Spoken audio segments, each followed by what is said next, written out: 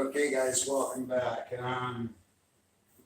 Ready to start the mixing of this stuff. And basically what we're gonna do here is we're gonna mix, you're gonna wanna go as equal part as you possibly can on this.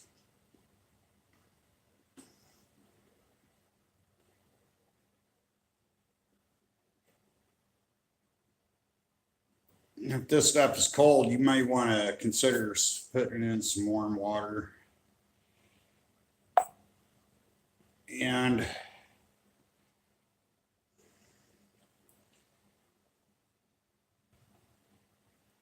that's about as much as you want right there. And you can see that it's clear. And I'm going to make just a little bit more of that. It'll take it a second to settle down. And about a 1/4 inch is what I'm going to guess that on, just a little bit, because the bottom does have a concave part. It's slightly, yeah, it's just where it is.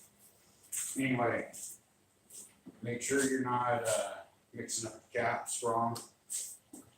Black cap always goes on the resin point. And then the hardener, we just put simply on the top and it will float.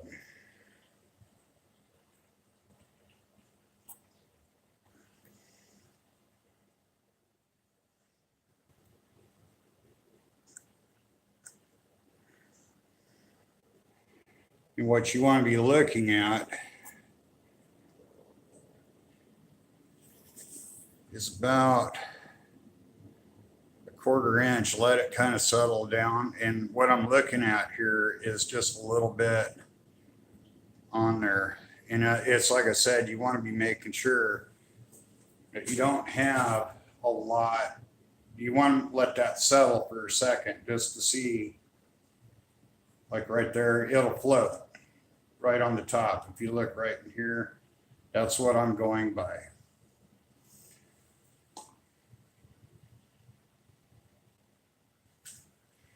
Now, if you want to buy measuring cups and stuff like that, that's fine. Now, what we're going to do here is look on that and just make sure we're is equal. This stuff doesn't have any real smell to it. Okay, so basically that is good. And that's, it doesn't take a lot of this material to go. Now the next ingredient here that we're going to be putting in is denatured alcohol. Okay, it's this stuff right here. And we're going to take and actually mix that to where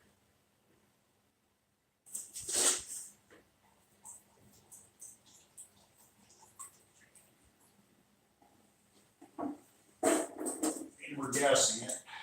And this will settle for a second, and then you'll see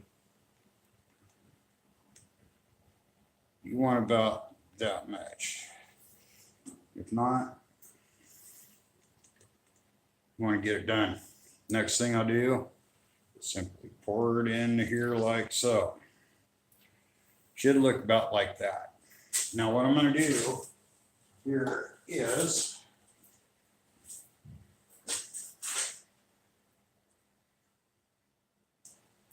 we're going to stir it up. It's going to get very cloudy, as I told you it would before. And what this is doing at this point, see how cloudy that is?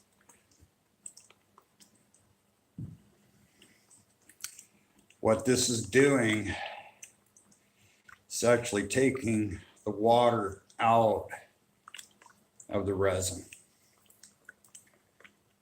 And this evaporates out, so it's not adding any serious weight issues. But what this is going to do,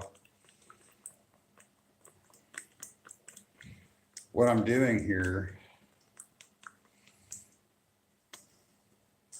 You're gonna see it's just like water. And that's what we want. Now, again, you just want to let it set for a second. And the reason for it is because, here we go. Now, you guys, when you look at your brushes and stuff, take yourself a couple seconds and just pull it. These brushes are cheap. These are Harbor Freight brushes, and you get them 35. You get 36 of them for like $8. Use them once. Don't even try to clean them up. Don't try to reuse them. Now, after it's sat for a couple seconds, you want to look through it, and it should be clear. But it should have just, the consistency should be just about like that. Now, we're going to start on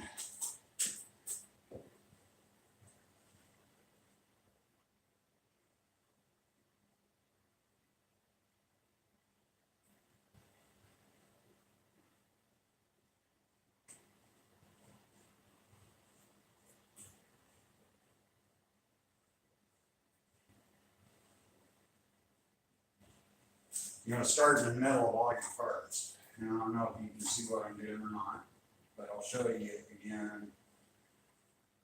It goes a long ways.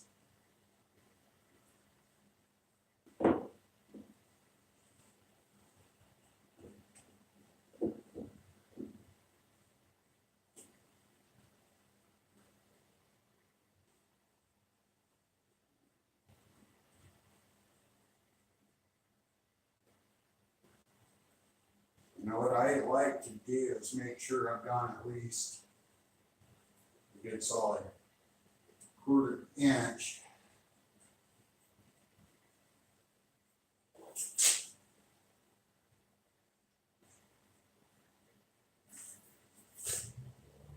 And first part's done already. Now we're going to go to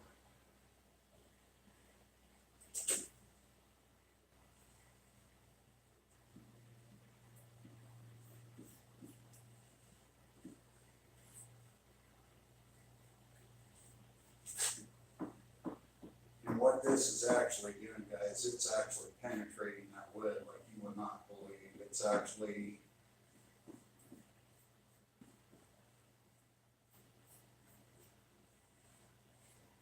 done. It's very important that your part does not have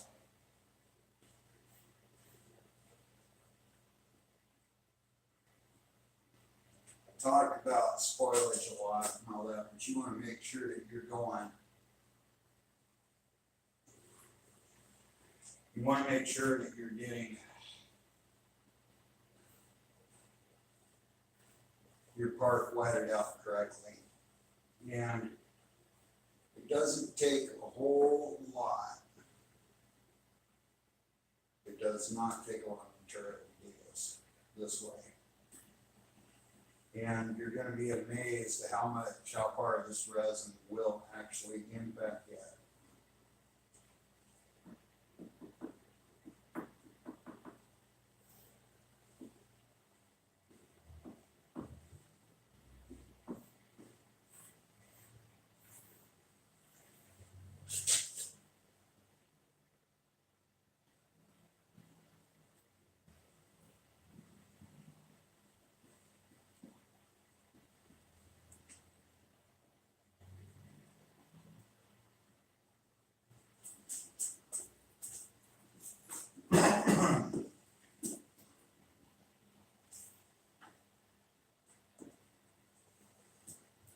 And I think it's very important that a lot of people realize you don't want to be disturbing these parts after you've gotten the coat. Don't overwork the material. But you don't want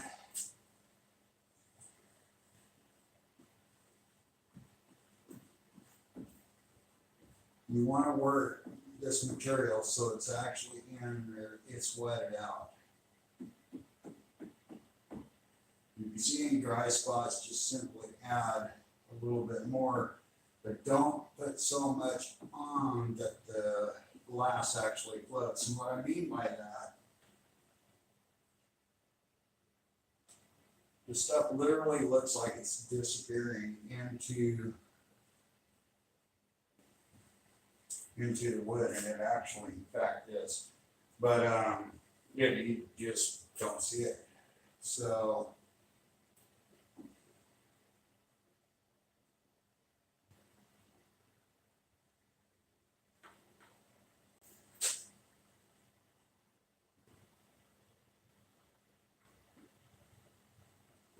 it doesn't take a lot of time.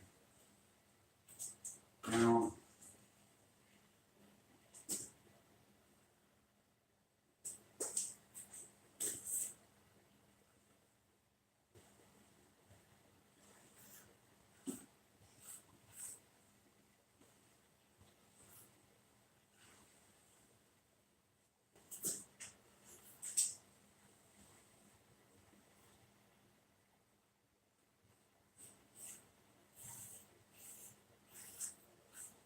and this stuff doesn't have any odor. It really doesn't smell at all. So it's not a big issue on smell. Doesn't have any toxicants. Another thing that I want to bring up about this material is that it's not aerobic. That means that it does not need any oxygen or any added anything for it to cure. So it'll cure in a non-oxygenated environment. So if you're bagging it this way, and it's not really necessary, but you guys have done it, yeah, the epoxies will do that. Any of them will do that.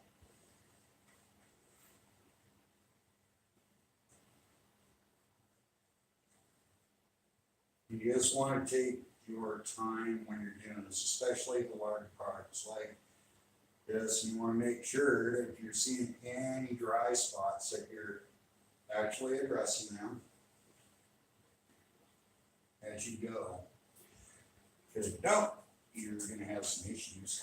And they're not usually very forgiving. If you do that, simply put it down, tap it down. It's fine. That's why you start from the center out.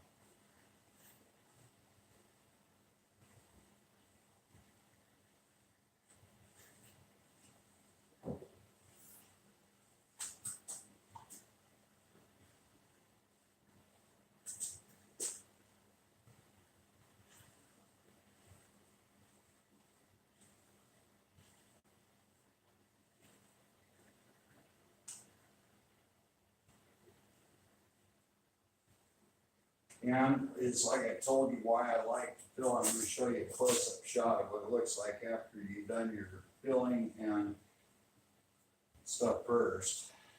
And I'm going to show you exactly why I like to do it here in just a couple minutes, because it is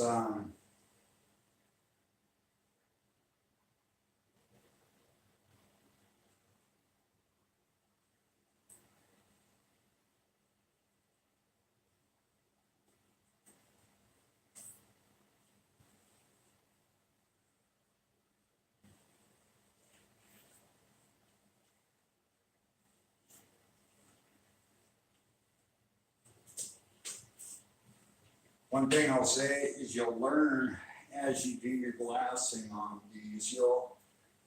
It's actually very simple, and it's actually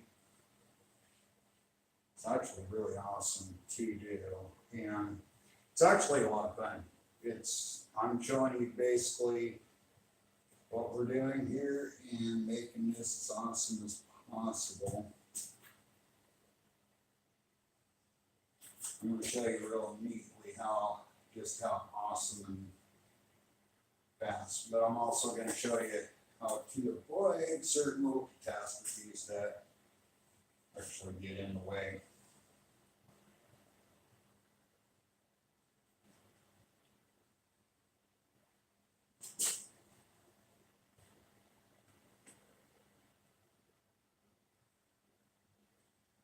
That happens. That's why you have your spoilage on there.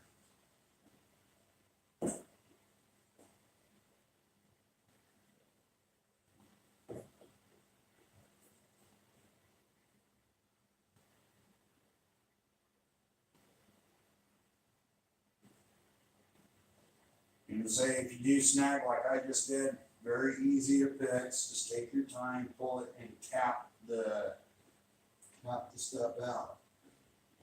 You know, what you don't want, what you do not want is floating parts. And it's just, I'm going to show you guys real quick what I've done here in just this amount of time, because it's, this is what you're, here, hold on.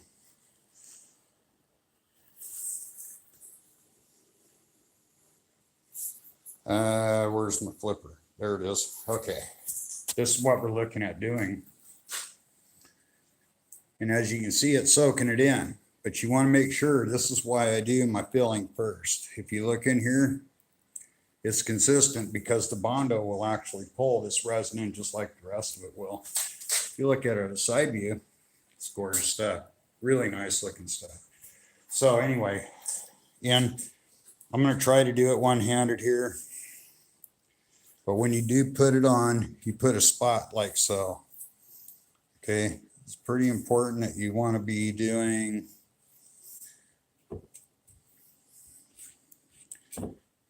it's a little bit trickier when you're doing it one-handed, but I'm showing you guys just how easy this really actually in fact is. And if you get little spots, forgive me if I get you too close, you're going to go in like so. You want to just kind of work these areas, and it does not take a lot of material, and it will actually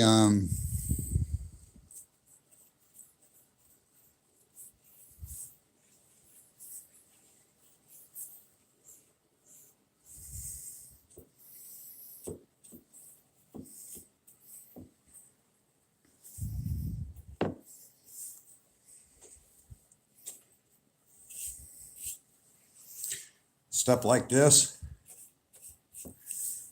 you can kind of pull it back to where it needs to be. And this is why you want to be going like that. Okay. Especially on these little smaller parts, and just work them around.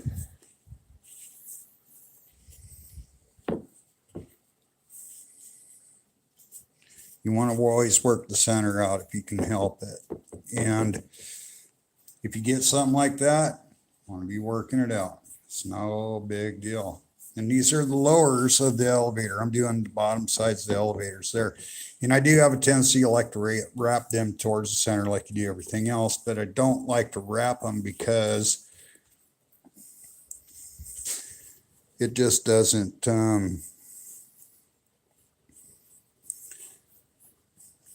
count, and that's how fast that just is. And I just start a little spot like this. Boom, boom, boom, boom. Servo doors and stuff like that. That usually is enough to secure it. And you can just simply come in and just start working it from the center out. And the reason this is the reason why I like denatured alcohol is because it actually go. And don't worry if you think of putting too much on, you got paper towels ready, I hope, when you do this. And I do. You can always blot off the excess, but you can work this stuff really, really super fast. It actually simplifies it. And, you know, and guys say, no, that just weakens it. No, actually it doesn't. And this is why I use this method.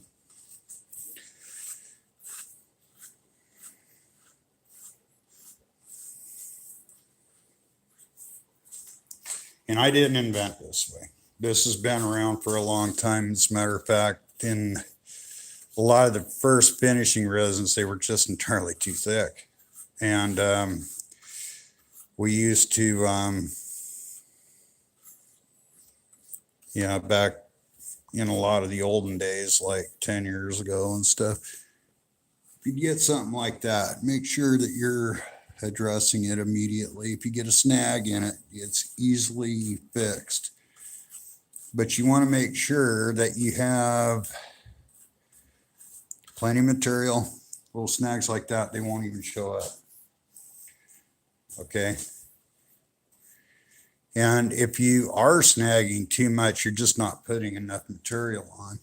But you don't want to use so much that you're going to be sanding forever. This way, with what I'm doing here, guys, there's not enough weight difference on this thing to even consider it an issue. That's what you got to watch, is your spoilage. And sorry about my mess. I do work out of here on real airplanes, and I just don't have a lot of time and space for a lot of that. I gotta set you guys up here again. And anyway, I need both hands, but you get the idea of what I'm actually doing. Okay, so you guys are getting kind of the idea of what I'm actually doing here. Sometimes you gotta have both your hands no matter what you do, because if you don't, you're asking for problems.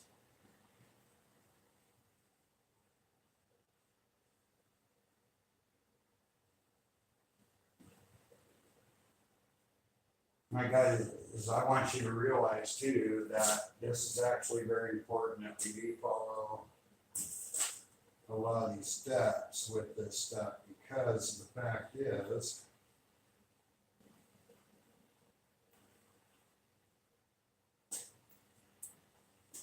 this is part of the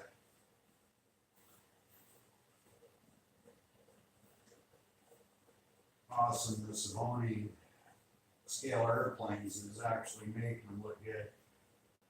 Now, again, guys, I mean, this is actually a very useful product to use, and this epoxy is almost foolproof. You know, it's very hard not to, it's pretty hard to mess it up. You know, I've seen a lot of guys that are just naturals at this stuff, that are first timers that are just unbelievable, got some amazing results. And funny enough, I've only done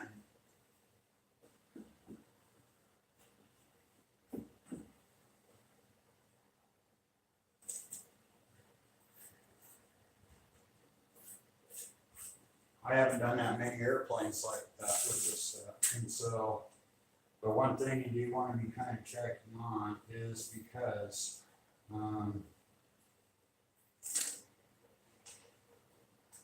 it is extremely important that you do have enough material mixed. And you know what? I'm going to show you just how easy it is to guess on.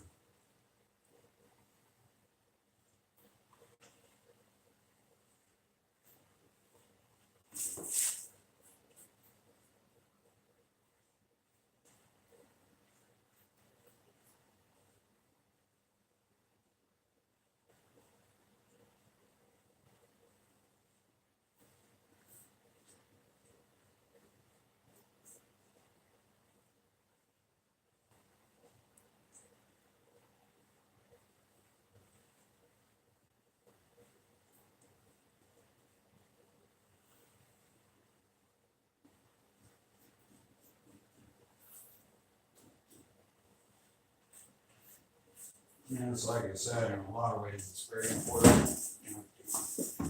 You gotta, it's very important that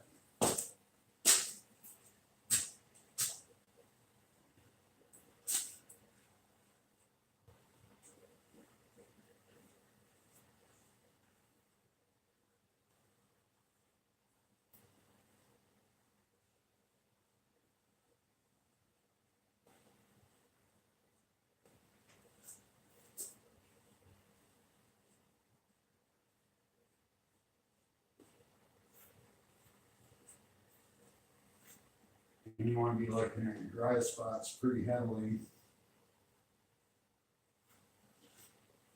And it doesn't take a lot of material to do this job.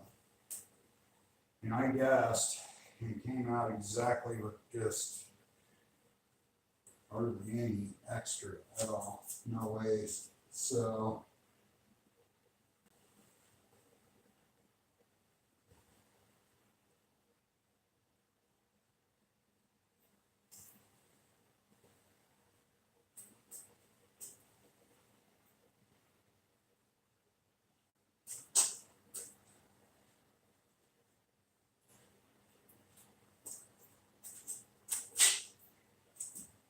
in just that amount of time, I'm going to show you here on that just how awesome this shit really is, because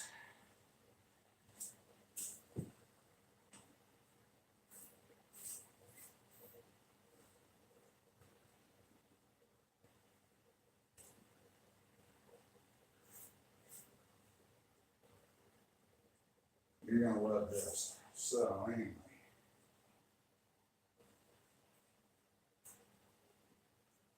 You want to keep your material for going. But guys, just to do that much, that's how much I got left over. And this is another reason why you do it. And this is why you don't need a lot of the materials like I'm talking about. You got some working time. And this, I'm going to show you here on a close-up of how nice this stuff actually is and how it is actually soaking up the wood. And this is what it should look like if you do it that way. This is garbage, and we will not reuse any more of that. And it took me a whole 27 minutes to do that. And just in that little bit amount of time, this is why I like denatured alcohol mixed in that, because this is wetted out beautifully. I don't see any dry spots in it anywhere. Just from that little bit of time, those are going to be hard as nails when they're done. And this is the way all that should look to you. And that's what your filler looks like when you do it with this way. And basically all I'm looking for is any type of dry spot in any of the part. And as you can see, we'll let this cure out right now.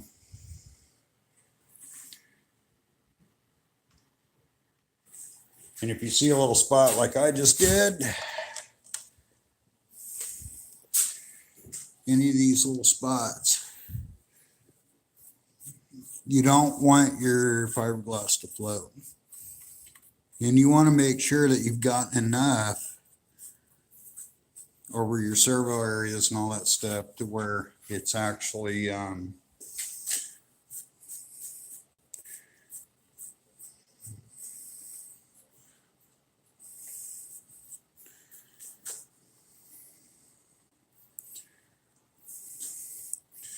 you want to make sure that you've worked all your spots completely out.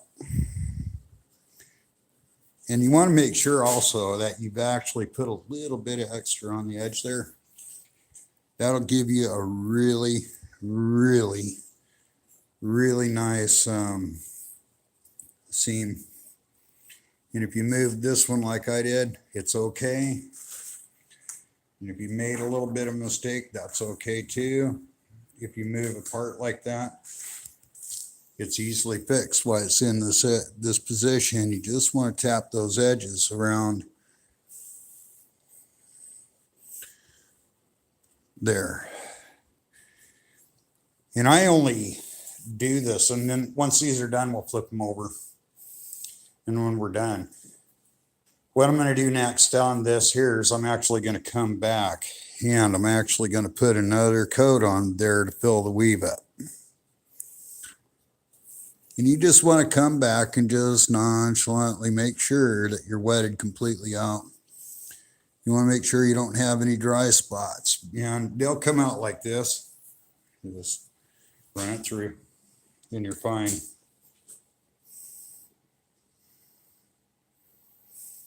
And you just want to make sure that you've got all of your leading edges are tapped around at least to the center. Okay? All the leading edges on everything. Make sure it's all done to the center.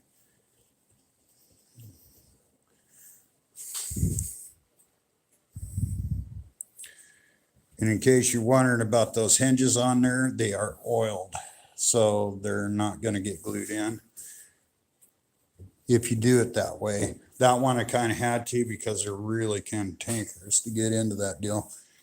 If you got a little bit of a bubble or a screw up in here, you always go this way, guys. If you don't, it'll go postal on you real quick.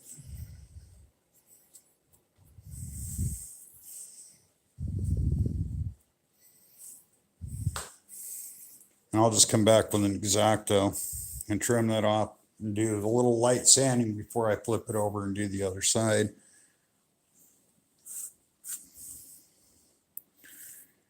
And it's really nice and wetted out. It's going to take that about 4 hours to dry.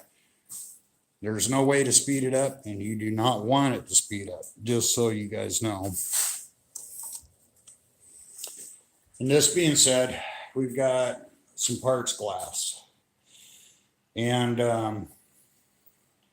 it looks really nice. And as you can see, there's no deal. We don't want to see any floating anything in here at all. We don't want to see any edges raised or anything like that. All we are looking for now is wet out of that cloth, but you don't want to bury it. This is another thing that a lot of guys have asked me about, especially doing this method this way. And the reason I do it is it gets the water out of it. It slows the drying time down. I don't want this stuff to dry fast. The slower epoxy cures, the stronger it is and better. But I want this to actually, I want all that balsa wood and everything that's underneath there. What I want that to actually, in fact, do is I want it to take its time, and I want that to suck itself all the way in there, as much into that balsa as I can.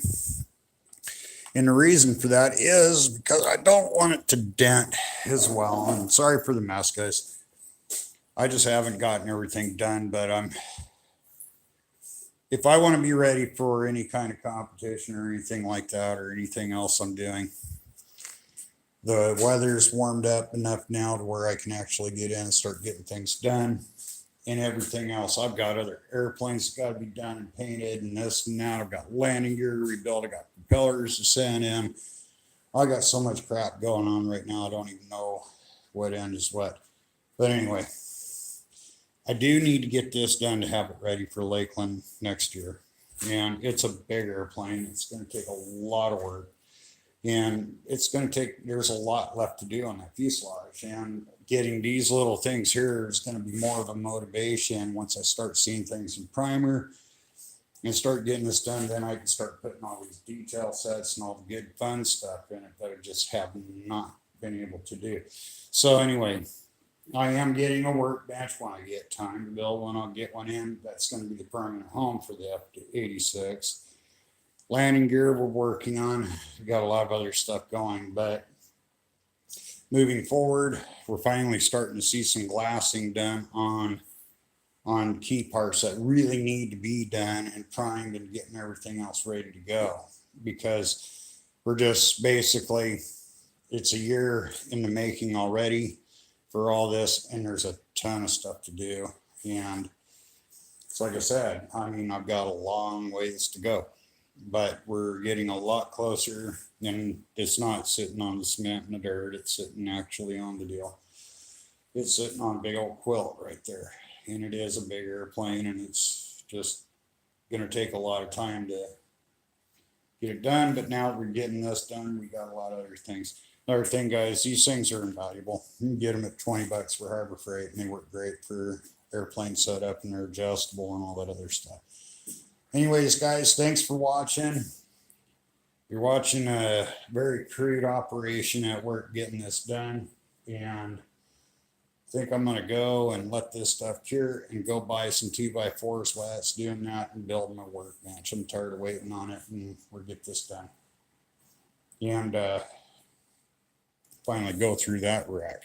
But anyway, I just always it's just been too cold to get anything done, and now we're getting better weather. We're gonna start working this stuff out. Anyway, thanks for watching, guys. We'll see you in the funny papers.